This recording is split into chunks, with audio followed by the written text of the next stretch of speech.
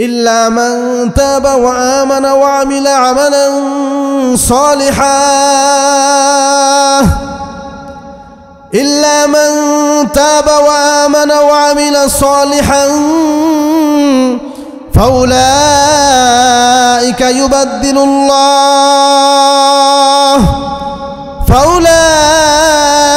يبدل الله سيئاتهم حسنات وكان الله غفورا رحيما রব্বুল আলামিন ডাক দিয়ে বলতেছেন, ও আমার বান্দা, 70 বছর ধরে তুমি গুনাহ করতেছো, তুমি টেনশন করো না। 70 বছরের গুনাহ নিয়ে তুমি যদি রব্বুল আলামিনের দরবারে তুমি যদি আসো, 70 বছরের গুনাহ কোনো পাহাড় সম পরিমাণ গুনাহ না, 70 বছরের গুনাহ কোনো সাগর পরিমাণ গুনাহ না। 70 বছরের গুনাহ যদি তুমি আমার সামনে নিয়ে আসো, তাহলে তোমার এই গুনাহগুলি শুধু আমি মাফই করব না, তোমার এই গুনাহগুলিকে আমি নেকির দ্বারাই পরিবর্তন করে দিব। গুনাহ তো আমি মাফ করেই দিব, গুনাহগুলিকে আমি নেকির দ্বারা কি করে দিব? ফাউলাইকা ইউবাদদিলুল্লাহু সাইয়্যাতিহিম হাসানাত। কার কথা? রব্বুল আলামিনের কথা। আওয়াজ করে বলেন, কার কথা? রব্বুল আলামিনের কথা। তাহলে আল্লাহর কথার ভিতরে কোনো ভেজাল আছে নাকি? কোনো ভেজাল নাই। ওয়া কানাল্লাহু গফুরুর রহিমা। নিশ্চয়ই আল্লাহ রব্বুল আলামিন হচ্ছেন অসীম করুণাময়, অনেক দয়ালু। বলেন সুবহানাল্লাহ। লা ইয়াস্তাউই আসহাবুন নারি ওয়া আসহাবুল জান্নাহ আসহাবুল জান্নাতি হুমুল ফাইজুন। কোরআনে কারীমের ভিতরে এই যে আল্লাহ পাক জান্নাতের কথা বলতেছেন, জান্নাতের অধিবাসী এবং জাহান্নামের অধিবাসী, এদের ভিতরে উত্তম কারা? জান্নাতের অধিবাসী যারা, তারাই কি উত্তম। বলেন সুবহানাল্লাহ। এজন্য আল্লাহ রাব্বুল আলামিন বলতেছেন কোরআনে কারীমের ভিতরে বিভিন্ন জায়গায়, আমি আল্লাহ রাব্বুল আলামিন শাস্তির কথা তোমাদেরকে বলেছি।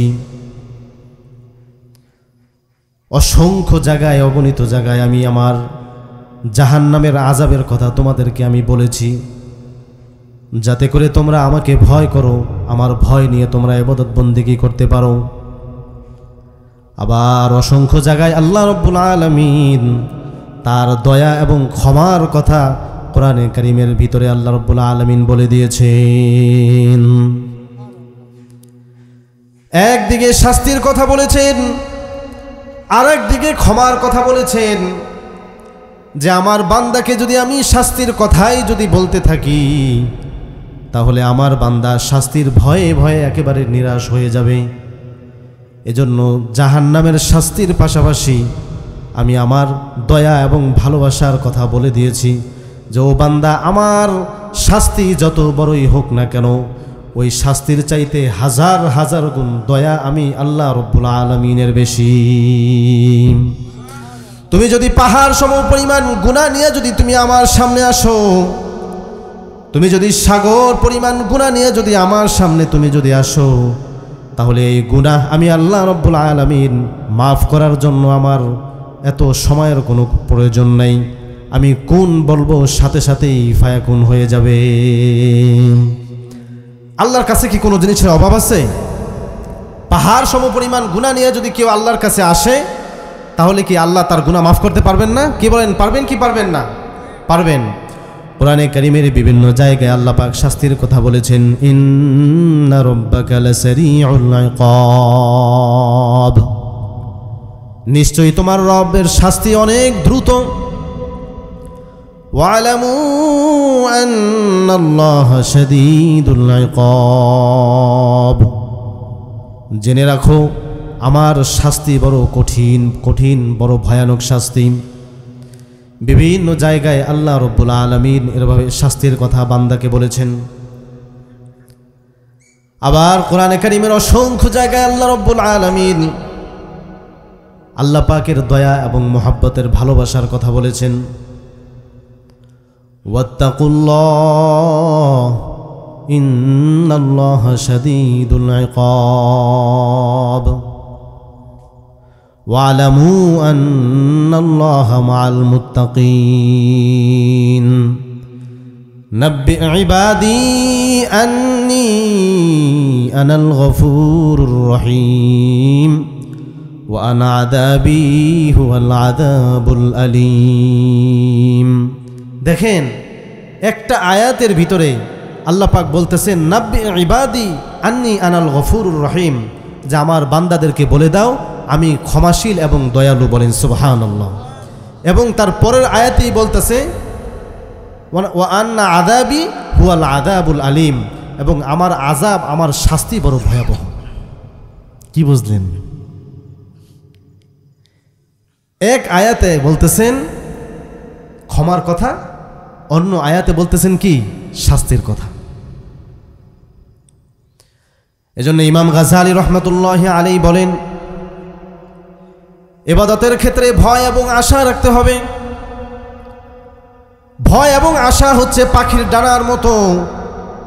পাখি যেমন দুইটা ডানা দিয়া ভর করে করে তার গন্তব্যস্থানে পৌঁছে যায়, ঠিক তদ্রূপভাবে নেককার বান্দা যখন ইবাদতের ক্ষেত্রে ভয় এবং আশার সাথে ইবাদত বন্দেগী করবে, সে এই ডানা, ভয় এবং আশার ডানা দিয়ে এভাবে ইবাদত বন্দেগী করতে করতে সে জান্নাতের ভিতরে চলে যাবে। এজন্য আমাদেরকে ইবাদতের সাথে সাথে আল্লাহ রাব্বুল আলামিনের ভয় রাখতে হবে, ইবাদতের পাশাপাশি আল্লাহ রাব্বুল আলামিনের আশাও রাখতে হবে।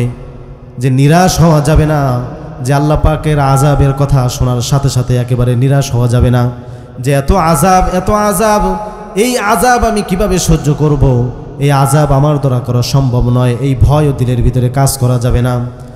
ভয়ের কারণে নিজের ভিতরে হতাশাগ্রস্ত হওয়া যাবে না। ভয়ের কারণে নাওয়া খাওয়া, ইবাদত বন্দেগী সব কিছু ছেড়ে দেওয়া যাবে না। ভয়ের পাশাপাশি আশাও রাখতে হবে, কারণ কোরআনে কারিমের ভিতরে রব্বুল আলামিন বলতেছেন কুল ইয়া ইবাদিয়াল্লাযীনা আসরাফু আলা আনফুসিহিম লা তাকুনাতু মির রাহমাতিল্লাহ ইন্নাল্লাহা ইয়াগফিরুদ যুনুবা জামিআ ইন্নাহু হুয়াল গফুরুর রহিম। যে তুমি নৈরাশ হওয়ার কোনো কারণ নাই। আল্লাহ পাক বলতেছেন নবীকে, যে আমার নবী আপনি বলে দিন, ইয়া ইবাদিয়াল্লাযীনা আসরাফু আলা আনফুসিহিম, তোমরা যারা নিজের উপরে জুলুম করেছো, তোমরা হতাশ হয়েও না। লা তাকুনাতু মির রাহমাতিল্লাহ, তোমরা আল্লাহ পাকের রহমত থেকে কি হয়েও না? বঞ্চিত হয়েও না। কারণ আল্লাহ রব্বুল আলামিনের এই রাগ গোসার চাইতে রব্বুল আলামিনের দয়া কিন্তু অনেক বেশি। আল্লাহ পাক বলতেছেন কিয়ামতের ময়দানে আমি যখন আমার বান্দার নেক আমলের দাড়িপাল্লার সামনে যখন থাকব, তার যখন নেক আমলের হিসাব নিকাশ যখন করা হবে, তখন আমার চিন্তা ভাবনা থাকবে, আমার চিন্তা ভাবনাটা এরকম থাকবে যে আমি দয়ার সাগর নিয়ে আমি আমার বান্দার আমলের সামনে আমি বসে থাকব, আমার বান্দার আমল নামার সামনে আমি বসে থাকব।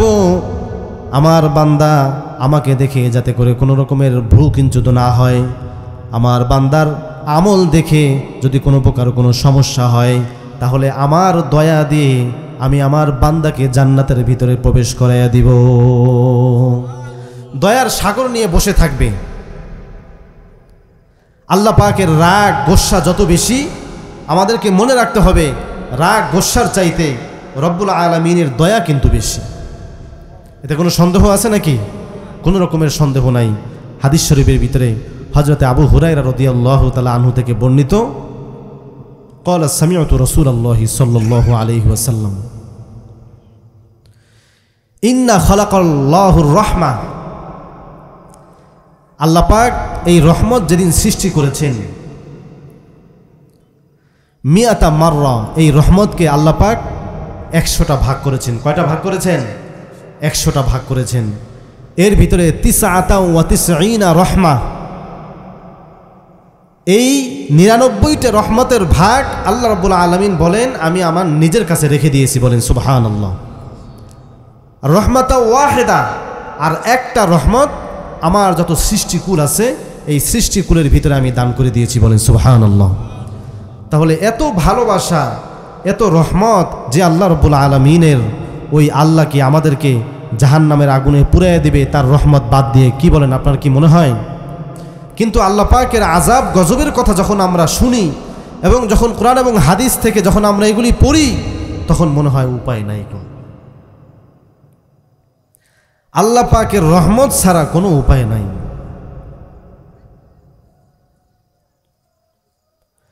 রব্বুল আলামিনের যে কৌশল, এই কৌশলের কাছে সমস্ত বান্দা হেরে যাবে। এই কৌশলকে ফাঁকি দিয়ে কোনো বান্দা জান্নাতে যেতে পারবে ক্ষতিগ্রস্ত বান্দারা ছাড়া। যারা ক্ষতিগ্রস্ত হয়ে গেছে তারা তো ক্ষতিগ্রস্ত হয়েই গেছে, আর যে সমস্ত বান্দারা আছে তারা আল্লাহর কৌশলকে ফাঁকি দিয়ে চলে যাবে, এমন কোনো সিস্টেম আল্লাহ রাব্বুল আলামিন রাখেননি। এজন্য মুহতারাম হাজরিন, আমাদেরকে ভালো করে খেয়াল রাখতে হবে যে রব্বুল আলামিনের রহমত এবং ভালোবাসা যে এত বেশি, এত বেশি, তার আযাব গজবের তুলনায় রব্বুল আলামিনের ভালোবাসা, রব্বুল আলামিনের দয়া অনেক কোটি কোটি গুণে বেশি, বলেন সুবহানাল্লাহ। এজন্য কোরআনে কারীমের ভিতরে আল্লাহ রাব্বুল আলামিন বলতেছেন ওয়ায়ারজুনা রাহমাতাহু ওয়া ইয়াখাফুনা আযাবাহু, ওয়ায়ারজুনা রাহমাতাহু ওয়া ইয়াখাফুনা আযাবাহু। বান্দা যখন ইবাদত করবে তখন রব্বুল আলামিনের রহমতের আশা করবে, আর রহমতের আশার পাশাপাশি আল্লাহ পাকের আযাবের ভয় করবে। তাতাজাফা জুনুবুহুম আনিল মাদাজি'i ইয়াদউনা রাব্বাহুম খাওফান ওয়া তামাআন ওয়া মিম্মা রাযাকনাহুম ইউনফিকুন। যারা তাদের পিঠকে, তাদের পার্শ্বকে বিছানা থেকে আলাদা করে দিয়েছে, ইয়াখাফুনা রাব্বাহুম, এবং তারা কি করে? রব্বুল আলামিনকে ভয় করে। ইয়াখাফুনা আযাবা, এবং আল্লাহ রাব্বুল আলামিনের আযাবকে যারা ভয় করে তারা হচ্ছে ওই সমস্ত বান্দারা যারা নিজের পিঠকে, নিজের পার্শ্বকে বিছানা থেকে আলাদা করে দিয়েছে এবং ইবাদতের ক্ষেত্রে আল্লাহ পাকের রহমত এবং আযাবের আশা করে।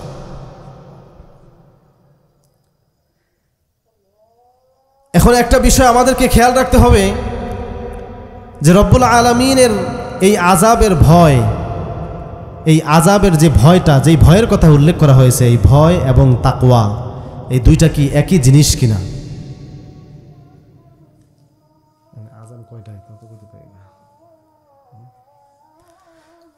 তো আল্লাহ পাকের ভয় এবং তাকওয়া দুইটা কি একই জিনিস?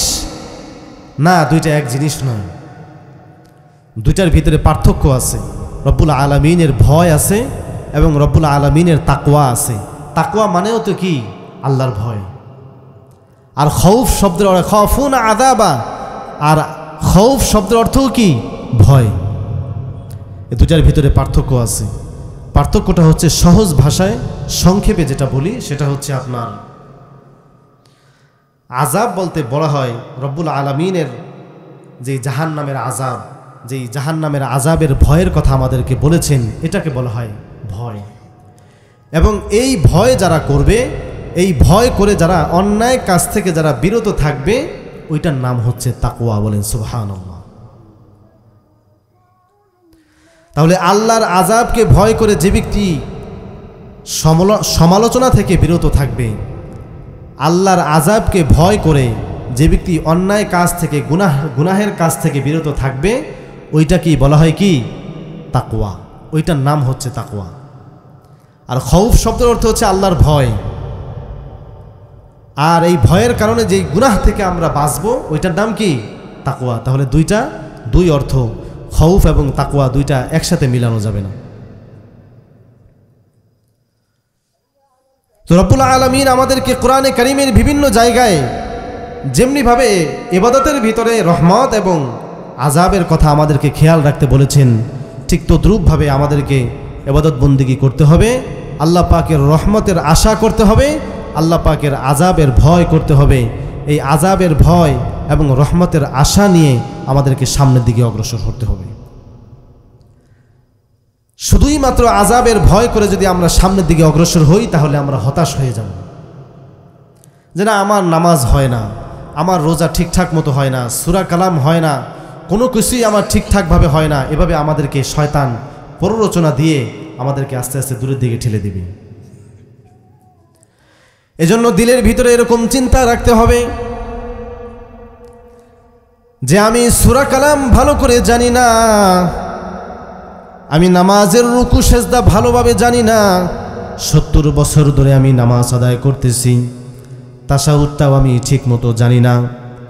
অমুক হুজুর বয়ান করেছে 70 বছর ধরে তুমি নামাজ পড়তেছো, তোমার সূরা কালাম কিছুই হয় না, তার মানে তোমার নামাজ হয় না। তাহলে 70 বছর ধরে আমি নামাজ পড়ছি, এই নামাজ কিছুই হয় নাই, এখন থেকে আমি নামাজ আর পড়ব না, নামাজ আমি বাদ দিয়ে দিব। শয়তানের এরকম প্ররোচনা যদি আপনার দিলের ভিতরে যদি কাজ করে, আপনার দিলের ভিতরে যদি এই রকমের প্ররোচনা যদি কাজ করে, তাহলে আপনি সাথে সাথে দিলকে ঘুরায়া নিজে নিজে নিজের দিলকে বলবেন, এ আমার নফস, এ আমার আত্মা, দুনিয়াতে কত ভালো ভালো মানুষ আল্লাহ পাকের দুনিয়ার ভিতরে আছে যারা নামাজের সময় মসজিদে হাজির হয় না। যত সুস্থ মানুষ, কত ভালো ভালো মানুষ, তাদের মসজিদে আসার মতো তৌফিক হয় না। আমি একজন বুড়া মানুষ, আমি মসজিদের ভিতরে আসছি, আমার সূরা কালাম শুদ্ধ হয় না, তাতে কি হয়েছে? আমি যেমন আল্লাহর কাছে এই ভয় রাখবো আমার নামাজ হয় কিনা, আবার পাশাপাশি আল্লাহর কাছে এই আশাও রাখবো যে রব্বুল আলামিন এতগুলি মানুষের ভিতর থেকে তুমি আমাকে বাছাই করে তোমার ঘরে আমাকে আসার তৌফিক দান করেছো, এই জন্য আমি তোমার দরবারে শুকরিয়া আদায় করতেছি, আলহামদুলিল্লাহ। এরকম চিন্তা চেতনা নিয়ে আমাদেরকে সব সময় কাজ করতে হবে। নৈরাশ হয়ে পড়ে যাওয়া যাবে না। আল্লাহ রাব্বুল আলামিন বলতেছেন 70 বছরের বুড়া যারে ঘর থেকে তার সন্তানেরা বের করে দিয়েছে, তার পুতের বউ ঘর থেকে তাকে বের করে দিয়েছে, তার ছেলে তাকে ঘর থেকে বের করে দিয়েছে, শরীর দুর্বল হয়ে গেছে, তার শরীরের কোনো কিছুই চলে না, হাত পাও দুর্বল হয়ে গেছে, মাথার জেহেন দুর্বল হয়ে গেছে, সব কিছুই অকেজো হয়ে গেছে। ঘরের ভিতরে সন্তানরা আর ঘরের ভিতরে জায়গা দেয় না, ঘর থেকে বের করে দেয়। বয়স 70-80 বছর হয়ে গেছে, থরথর করে কাঁপতেছে। রব্বুল আলামিন ডাক দিয়ে বলতেছেন, ও আমার বান্দা, 70 বছর বয়স হয়ে গেছে, তাতে কি হয়েছে? তুমি নৈরাশ হয়েও না, তোমার ইবাদত বন্দেগী কবুল হবে না না হবে সেটা আমি বুঝবো।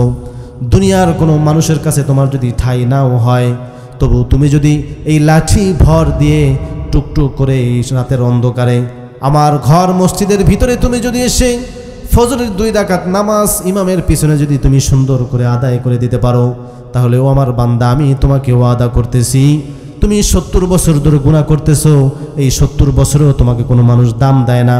আজকে আমার ঘরে এসে আমার কুদরতি পায়ে সেজদা দিয়েছো, তোমার এই 70 বছরের জিন্দেগির সমস্ত গুনাহগুলিকে আমি মাফ করে দিলাম। ইল্লা মান তাবা ওয়া আমানা ওয়া আমিলা আমালান সালিহান, ইল্লা মান তাবা ওয়া আমানা ওয়া আমিলা সালিহান ফাউলাইকা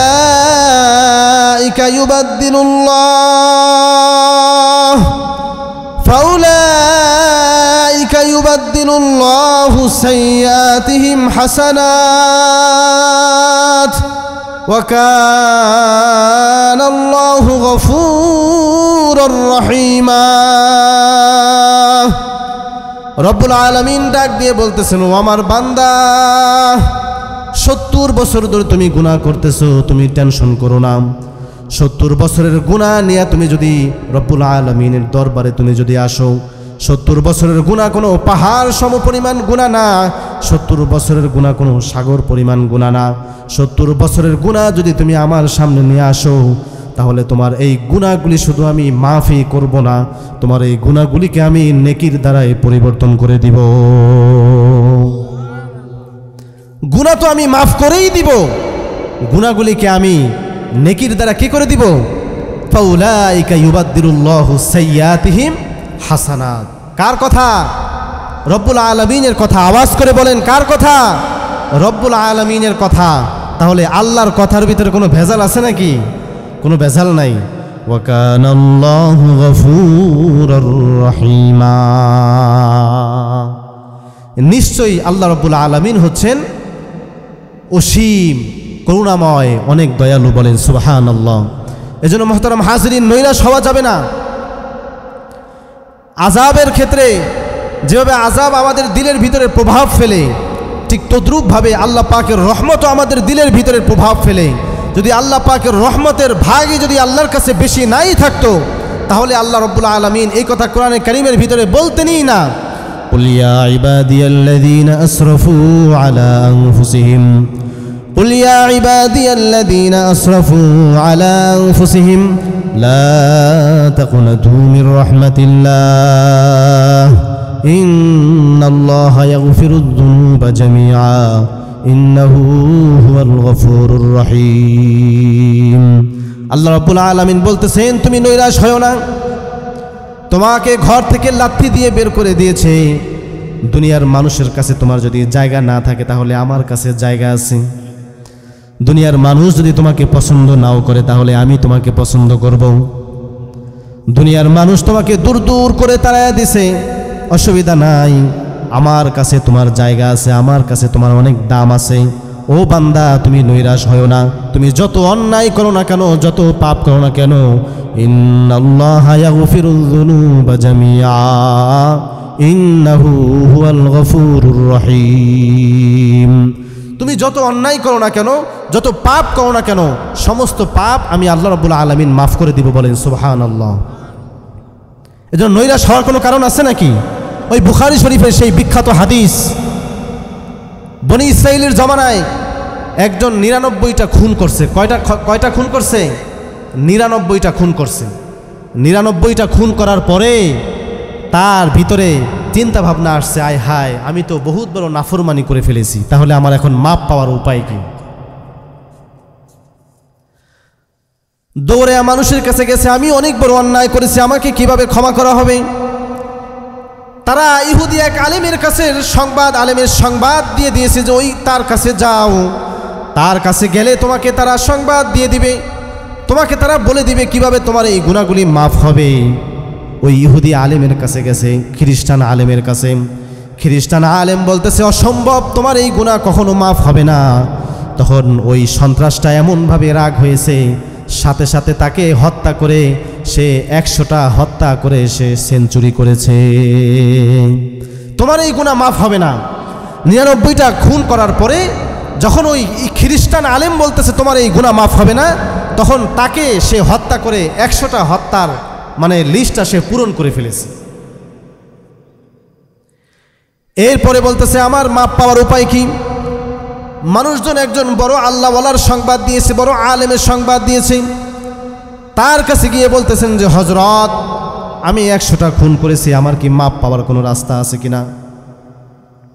বহুত মানুষ আমাকে বলে দিয়েছে যে আমার ক্ষমার কোনো রাস্তা নাই। তখন ওই আলেম বলতেছে, অবশ্যই অবশ্যই তোমার তওবার দরজা তোমার জন্য খোলা আছে, কোনো অসুবিধা নাই। তুমি ১০০টা কেন, তুমি যদি আরও বড় জঘন্য অপরাধ করো, আমার আল্লাহ রব্বুল আলামিন মুহূর্তের মধ্যে তোমাকে মাফ করে দিবে। সাথে সাথে ওই আলেম বলে দিল, তওবা করার সাথে সাথে বলে দিল, তুমি এই এলাকা ত্যাগ করে তুমি অন্যত্র চলে যাও। রাস্তায় যাওয়ার পরে আল্লাহ রাব্বুল আলামিন তার ফেরেশতা মালাকুল মউতকে তার কাছে পাঠাইয়া দিছে। একজন আযাবের ফেরেশতা পাঠাইয়া দিছে, আর একজন রহমতের ফেরেশতা পাঠাইয়া দিছে। জান্নাতের একজন ফেরেশতা পাঠাইয়া দিছে, জাহান্নামের একজন ফেরেশতা পাঠাইয়া দিছে। রূহ যখন কবজ করবে, তখন জাহান্নামের ফেরেশতা বলতেছে, আমি তার রূহটা কবজ করব, কারণ সে তওবা করেছে ঠিকই, কিন্তু ওই নেককারের এলাকার ভিতরে যাইতে পারে নাই। আমি তার রূহটাকে কবজ করে আমি জাহান্নামের দিকে নিয়ে যাব। জান্নাতি ফেরেশতা বলতেছে, না না, কারণ সে তওবা করেছে, তার তওবা আল্লাহ কবুল করেছে, সুতরাং আমি তার জান কবজ করে আমি তাকে জান্নাতের দিকে নিয়ে যাব। আল্লাহ রাব্বুল আলামিন কোন কোন বর্ণনার ভিতরে আছে রব্বুল আলামিন বলতেছেন একজন ফেরেশতাকে তাদের আমির হিসাবে নিযুক্ত করে দিয়ে বলতেছেন তোমাদের ভিতরে কি সমস্যা হয়েছে আমি ফয়সালা করে দিব। ওই ফেরেশতার সাথে সাথে ওই দুইজন ফেরেশতাকে বলল সে যে আসছে যেখান থেকে এবং যেখানে যাবে এর মধ্যবর্তী যে রাস্তাটা হবে দূরত্বটা যত বেশি হবে তার জান সেই কবজ করে তাকে নিয়ে যাবে। যদি দূরত্ব যদি সে ভালো যে এলাকায় যাবে সেই এলাকার দূরত্ব যদি কম হয় তাহলে জান্নাতের ফেরেশতা তার রূহটাকে কবজ করবে। আর সে যে এলাকায় যাবে সেই এলাকার রাস্তা যদি কম দূরত্ব যদি বেশি হয় তাহলে জাহান্নামের ফেরেশতা তার রূহটাকে কবজ করে নিয়ে যাবে। এরপরে কোন কোন বর্ণনার ভিতরে আছে রব্বুল আলামিন বলতেছেন আল্লাহ রব্বুল আলামিন কুদরতিভাবে সে যেই ভালো এলাকাটার ভিতরে যাবে ওই এলাকাটাকে এমনভাবে সংকীর্ণ করে দিল তার রূহটাকে কবজ করে যাতে জান্নাতের ভিতরে নিয়ে যাওয়া যায় সেজন্য রব্বুল আলামিন তার ওই ভালো এলাকার ভিতরে তার জান্নাতে যাওয়ার রাস্তা রব্বুল আলামিন যখন ফেরেশতাকে পাঠাইলেন ফেরেশতাকে পাঠানোর পরে আল্লাহ রব্বুল আলামিন বলতেছেন যেই দূরত্ব যেই রাস্তাটা কম হবে ওইভাবে করেই তার রূহটাকে কবজ করা হবে। আল্লাহ রব্বুল আলামিন কুদরতিভাবে তার রাস্তাটাকে কমায়া দিয়া জান্নাতের ফেরেশতার মাধ্যমে তার রূহটাকে কবজ করে ওই বান্দাকে রব্বুল আলামিন জান্নাত অধিবাসী করে দিলেন। এজন্য রব্বুল আলামিন বলতেছেন বান্দা নৈরাশ হওয়া যাবে না। ইবাদতের ক্ষেত্রে তুমি যেমন জাহান্নামের আযাবের ভয় তোমার দিলের ভিতরে রাখতে হবে ঠিক তদ্রূপভাবে আল্লাহ পাকের রহমতের আশাও তোমার ভিতরে রাখতে হবে। রহমতের আশা তুমি যদি না রাখো তাহলে জাহান্নামের ভয় তোমার দিলের ভিতরে এমনভাবে কাজ করবে তাহলে দুনিয়ার নাওয়া খাওয়া সব কিছু তুমি বাদ দিয়ে হতাশায় ভুগতে এক পর্যায়ে দুনিয়া থেকে তুমি বিদায় হয়ে যাবে। এজন্য রব্বুল আলামিন কত সুন্দর করে কোরআনে কারীমের ভিতরে ডাক দিয়ে বলতেছেন কুল ইয়া ইবাদিয়াল্লাযীনা আসরাফু আলা আনফুসিহিম লা তাকুনাতু মির রাহমাতিল্লাহ ইন্নাল্লাহা ইয়াগফিরুয যুনুবা জামিআ ইন্নাহু হুয়াল গফুরুর রহিম। কত সুন্দর করে ডাক দিয়ে বলতেছেন বান্দা আমার রহমত থেকে তোমরা নৈরাশ হও না। বলেন সুবহানাল্লাহ। আমার রহমত থেকে কি হও না নৈরাশ হও না। আমার আযাব যেমনিভাবে অনেক ভয়ঙ্কর আমার রহমত আমার দয়াও এই আল্লাহর আমার এই আযাবের চাইতেও আমার রহমত এবং দয়া অনেক বেশি। বলেন সুবহানাল্লাহ। এজন্য আমাদেরকে সব সময় এই নীতিমালা মনে রাখতে হবে ইবাদতের ক্ষেত্রে রব্বুল আলামিনের ভয় জাহান্নামের ভয় এবং তার রহমতের আশা আমাদের দিলের ভিতরে রাখতে হবে। এজন্য আমরা এইভাবে করে ইবাদত বন্দেগী আমরা করতে রাজি আছি না ইনশাআল্লাহ। আল্লাহ রব্বুল আলামিন আমাদেরকে বেশি বেশি করে রব্বুল আলামিনের ইবাদত বন্দেগী ক্ষেত্রে যাতে করে আযাবের ভয় দিলের ভিতরে কাজ করবে এবং রব্বুল আলামিনের রহমত যাতে আমার দিলের ভিতরে কাজ করবে এই দুইটা নিয়ে শুধু রহমত নিয়ে পড়ে থাকা যাবে না। জান্নাতের আলোচনা শুনলাম এত এত নিয়ামত আল্লাহ আমাকে দান করবেন তাহলে আমার ইবাদত বন্দেগীর দরকারই নাই। ওই 100টা খুন করছে সে তওবা করছে মাফ করছে জীবনে কোনোদিন ভালো কাজ করে নাই। ওই মহিলা সারা জীবন জিনা করছে একটা কুকুরকে পানি খাওয়ানোর কারণে সে জান্নাত পেয়ে গেছে এটা ভালো কাজ করছে তা আমিও মরার আগে একটা ভালো কাজ করে তারপরে আমি জান্নাতের অধিবাসী হয়ে যাব। বিষয়টা কি এমন? আবার ওই নেককার মহিলা 5 ওয়াক্ত নামাজি কিন্তু একটা বিড়ালকে সে বেঁধে রেখেছে ওই বিড়ালকে সে খাবারও দেয় নাই। খাবার খাওয়ার জন্য তাকে তার রশি তার গলা থেকে খুলেও দেয় নাই, খাবার খাওয়ায়ও নাই, খাবার খাওয়ানোর ব্যবস্থাও করে দেয় নাই। এজন্য নামাজি হওয়া সত্ত্বেও তাহাজ্জুদ গুজার হওয়া সত্ত্বেও ইবাদত বন্দেগী হওয়া সত্ত্বেও আল্লাহ ওয়ালা হওয়া সত্ত্বেও আল্লাহ রাব্বুল আলামিন ওই মহিলাকে জাহান্নামী ঘোষণা করে দিয়েছেন। বলেন নাউযুবিল্লাহ। আর ওই মহিলা কুকুরকে পানি খাওয়ানোর কারণে রব্বুল আলামিন এই একটা ইবাদত বন্দেগী করেছেন এই ইবাদত বন্দেগীর কারণে আল্লাহ পাক তাকে কি দিয়ে দিয়েছেন? জান্নাত দিয়ে দিয়েছেন। এখন যদি আমরা মনে করি যে আমরা ওই মহিলা যদি সারা জীবন অন্যায় করে যদি সামান্য একটা নেক কাজ করে যদি জান্নাত পাইতে পারে তাহলে আমিও মরার আগে একটা ভালো কাজ করে আমি জান্নাতের অধিবাসী হয়ে যাব। এই রকমের রহমত আশা করা যাবে না। একটা কথা মনে রাখতে হবে আল্লাহ পাকের রহমত ছাড়া আমরা যে ইবাদত বন্দিগি করি এই ইবাদত বন্দিগি দিয়ে জান্নাতে যাওয়া যাবে না। কি বলেন, যাওয়া যাবে নাকি? কখনোই যাওয়া যাবে না। আল্লাহ পাকের রহমত ব্যতীত কোনো বান্দার পক্ষেই জান্নাতে যাওয়া কোনোদিনও সম্ভব হবে না। এজন্য এই রহমতের আশা আমাদেরকে অবশ্যই রাখতে হবে এবং রব্বুল আলামিনের সেই আযাবের ভয়ও রাখতে হবে। কারণ যদি আল্লাহর ভয় যদি আমার দিলের ভিতরে কাজ করে তাহলে আল্লাহ পাক আমার জন্য দুইটা জান্নাত রেখেছেন। কয়টা জান্নাত রেখেছেন? দুইটা জান্নাত। ওয়ালিমান খাফা মাকামা রাব্বিহি জান্নাতান, ওয়ালিমান খাফা মাকামা রাব্বিহি জান্নাতান ফাবিআইয়ি আলাই রাব্বিকুমা তুকাযযিবান। যে ব্যক্তি আল্লাহর সামনে দাঁড়ানোকে ভয় করবে, আল্লাহর সামনে দাঁড়ায় তাকে হিসাব দিতে হবে, এই ভয় যার দিলের ভিতরে কাজ করবে, রব্বুল আলামিন বলেন আল্লাহ পাক তার জন্য দুইটা জান্নাত দান করবেন। আওয়াজ করে বলেন সুবহানাল্লাহ। এজন্য আল্লাহর ভয় আমাদের দিলের ভিতরে রাখতে হবে। যদি ভয় রাখতে পারি তাহলে কয়টা জান্নাত হবে? দুইটা জান্নাত। এজন্য আমাদের জান্নাত বেশি হওয়ার দরকার আছে না নাই? জান্নাতের অধিবাসী হওয়ার দরকার আছে না নাই? আল্লাহ রাব্বুল আলামিন আমাদেরকে ইবাদত বন্দেগী করে আল্লাহ পাকের জান্নাত কামাই করার তৌফিক দান করুক। সকলে বলেন আমিন। ওয়া আখিরু দাওয়ানা আনিল হামদুলিল্লাহ।